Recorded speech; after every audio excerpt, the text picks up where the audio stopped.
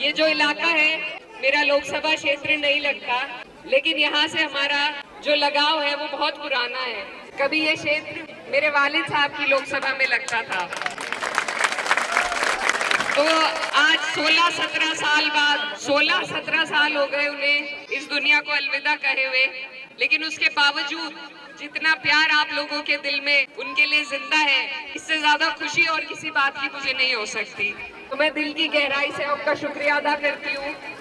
और जब भी मैं कैराना में बैठती हूँ हर जुमेरात को, तो बड़े तादाद में मुजफ्फरनगर से लोग वहाँ आते हैं जिनका कोई काम नहीं होता, ना मैं उनका कर सकती हूँ कुछ काम, लेकिन सिर्फ ये जो प्यार और मोहब्बत का रिश्ता है जिसकी नींव मेरे वालिद साहब और आपने मिलकर रखी थी, सिर्फ उसी के बुनियाद पे बहुत से लोग यहाँ से चलकर आते हैं। तो मैं उनका भी दिल से धन्यवाद देना चाहती हूँ। ये जो लगाव है इसका कोई मोल नहीं है। और आज जिस कार्यक्रम में आपने मुझे यहाँ पर बुलाया है, जहाँ पर हम छात्राओं का सम्मान करने के लिए आए हैं, ऐसे कार्यक्रमों में आकर एक जनप्रतिनिधि होने के नाते मन को बहुत खुशी मिलती है, क्योंकि जो भी विकास है सिर्फ सड़कों से विकास नहीं होगा। जब तक हमारे बच्चे और उनका मुस्तकबिल हम नहीं संवारेंगे तब तक हमारा विकास पूरा नहीं हो पाएगा। तो जरूर सड़कें भी जरूरी है, बिजली भी जरूरी है, पानी भी जरूरी है, लेकिन सबसे ज्यादा अगर कुछ जरूरी है तो वो तालीम है, शिक्षा है।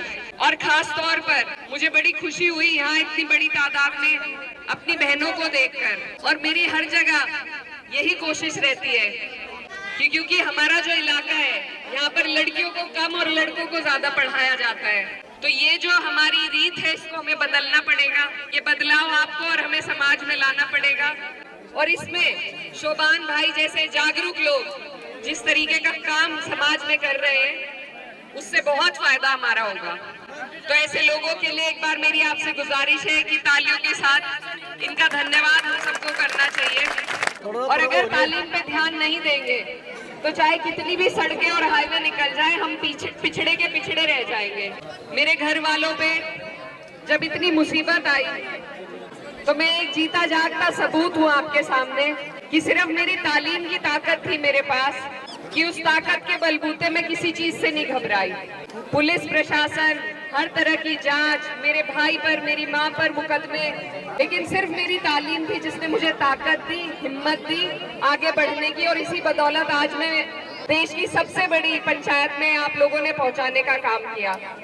और अभी आपने देखा होगा जब हमारे देश में, मुल्क में जैसे हालात चल रहे थे बॉर्डर पे, तो दो बहनें हमारी, सोफिया कुरैशी जी और व्योमिका सिंह जी, दोनों बहनों ने जिस तरीके से हमारे देश को लीड करने का काम किया, ये आप सभी ने देखा होगा। तो इसीलिए मैं बस आप सबको ये कहना चाहती हूँ कि ये फर्क नहीं पड़ता कि हम किस गांव से आए हैं, किस छोटी जगह से आए हैं। अगर हमारी सारी बहनें जो यहाँ खड़ी हैं ईमानदारी के साथ मेहनत करें, आगे बढ़े, और जितने भी घर के लोग उनके यहाँ पर मौजूद हैं वो अगर उनको सहारा दें, आगे बढ़ाने का काम करें, तो हमारे हर एक जिले से एक सोफिया कुरैशी, एक व्योमिका सिंह, इस तरह की महिलाएं निकल सकती है। अभी यूपीएससी का रिजल्ट आया था, हमारे क्षेत्र से लगभग 5 महिलाएं